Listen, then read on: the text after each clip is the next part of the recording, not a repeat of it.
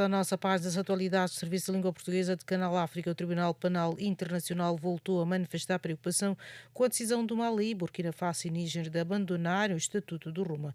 A instituição considera que esta medida poderá enfraquecer os esforços internacionais de combate à impunidade e reduzir a proteção das vítimas de crimes de guerra, crimes contra a humanidade e genocídio.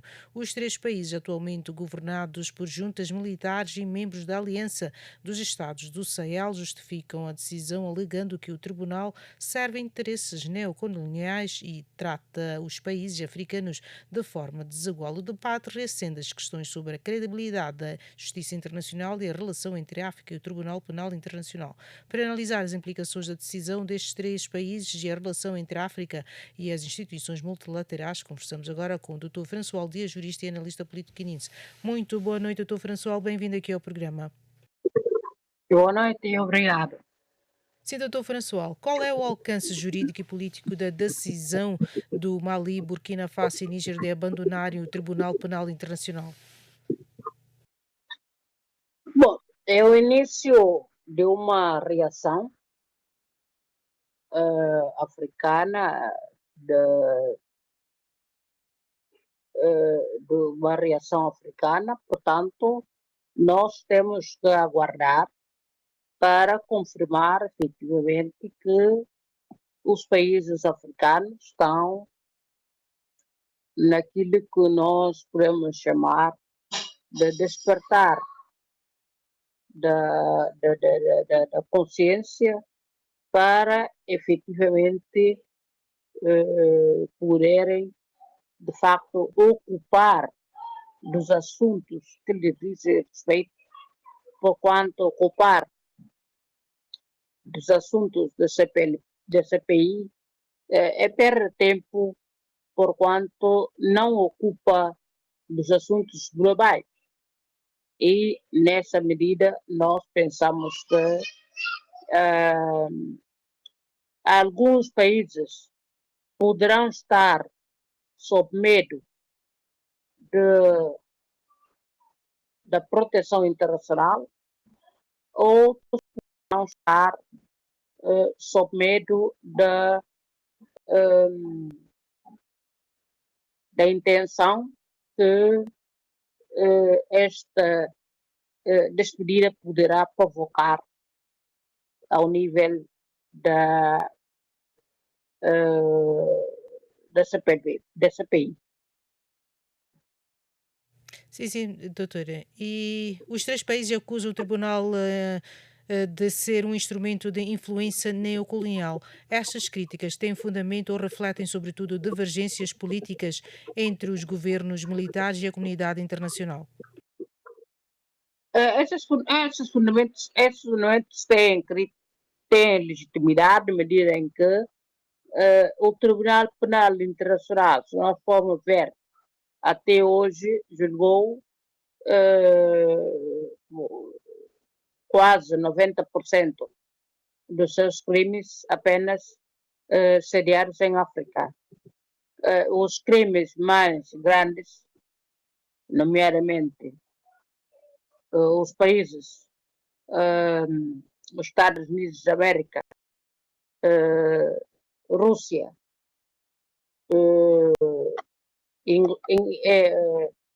Israel e demais, China, nunca serão julgados.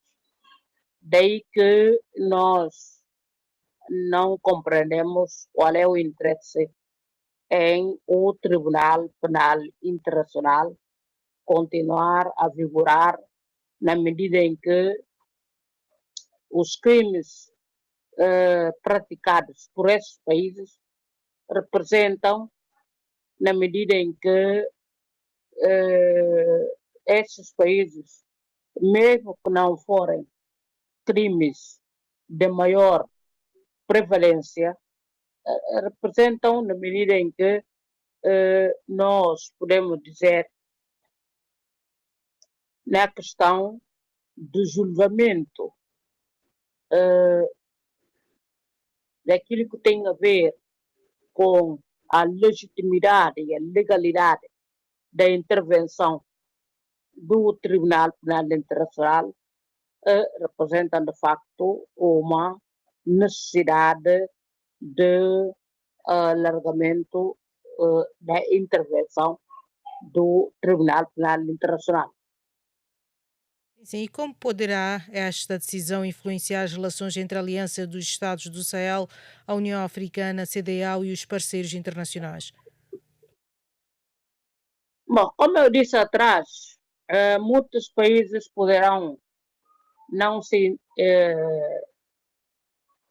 não seguir por esta via, na medida em que o Tribunal Penal Internacional, nós sabemos dos países que colonizaram os países da África Ocidental, na medida em que estes países também têm interesse, nomeadamente a França, Portugal, nunca serão julgados,